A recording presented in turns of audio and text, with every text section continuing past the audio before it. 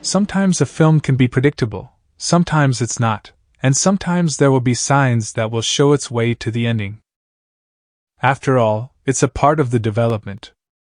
In this video, we are going to examine 3 scenes from Whiplash that will predict the ending.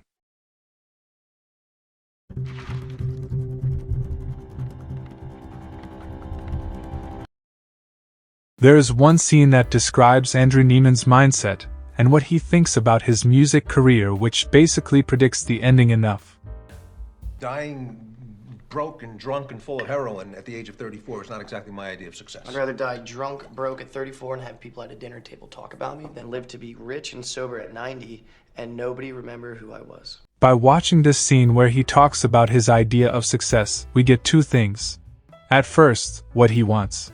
He wants to be remembered. He does not care if he is called successful by the people around him or not. He wants to be remembered so much that even after his death, people will talk about him at the dinner table. How can an artist be remembered? Either he casually performs an extraordinary performance, or he loses his mind and his soul and gives up his whole life to the arts so that people are bound to remember him. Second, determination. Judging by his attitude, he was determined enough to lose his soul for his idea of success.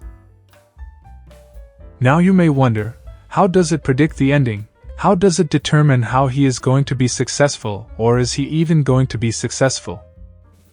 Well, let's take a look at 2 other scenes that guides us to the ending. No, the scene where he goes on a date. When I Wake. What? That's the name of the song. Oh. Jackie Hill, July 17th, 1938. Bob Ellis on the drums. In this scene he talks about the music playing at the place, which portrays his passion and nerdiness for music. You know, every time I saw you at the theater, your eyes were glued to the floor. Really? My dad says that I have trouble making eye contact. And we can also learn about his lack of confidence and insecurity. To set the ground, we can reference a lot of things that were shown in the film which indicates he had trouble with confidence. To mention a few, he approached the date girl after seeing his lead drummer making out with a girl. Signs that he was insecure around girls, and obviously the fact that he had trouble making eye contact. Now let's move on to the next scene, the first scene in Summer. The first thing that is highlighted is that his eyes are not glued to the floor.